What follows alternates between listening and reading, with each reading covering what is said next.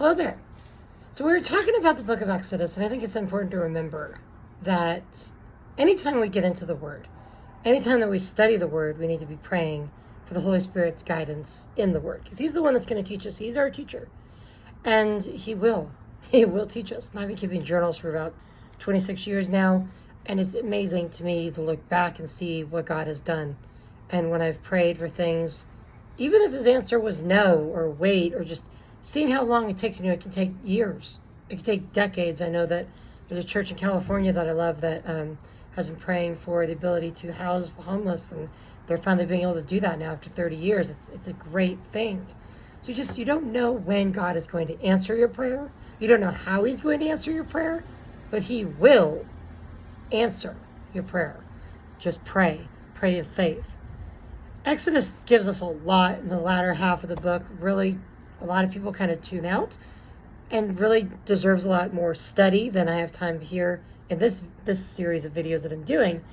It just, Exodus 24, of course, we talked about that briefly, the covenant that He made with Israel, His promises on Sinai that He made with His nation, with His people.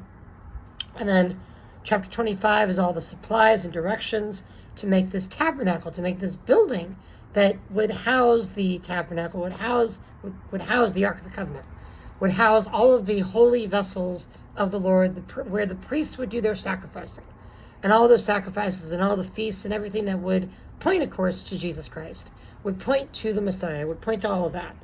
But you get a lot of details about the tabernacle, about the Ark of the Covenant, the mercy seat, how to build it, how to put the showbread together, which of course is the bread of life, just like Jesus, the light, the lantern, the menorah, the light. Only one light would be lighting up the whole tabernacle inside, and of course Jesus is the light of the world. And there is only one door into the tabernacle, and Jesus Christ is the one door, the way to the Father. It's pretty cool.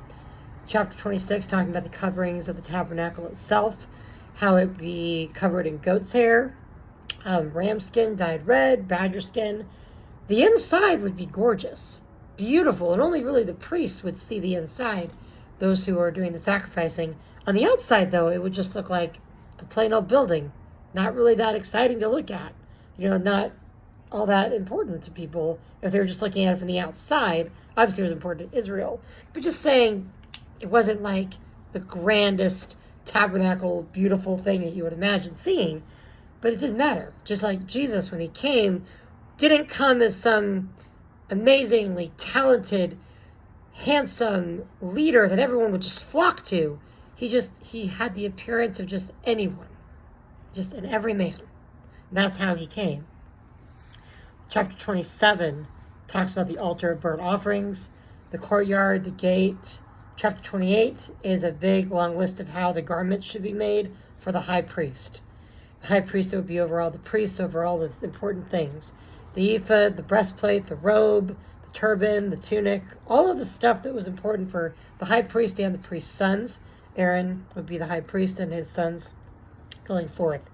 And we'll talk a little bit more about the priesthood here in the next video. But I just wanted to get through a couple chapters there. That is chapter 28 that we'll end on, 29 in the next video. Thank you for following, and I hope you have a great day.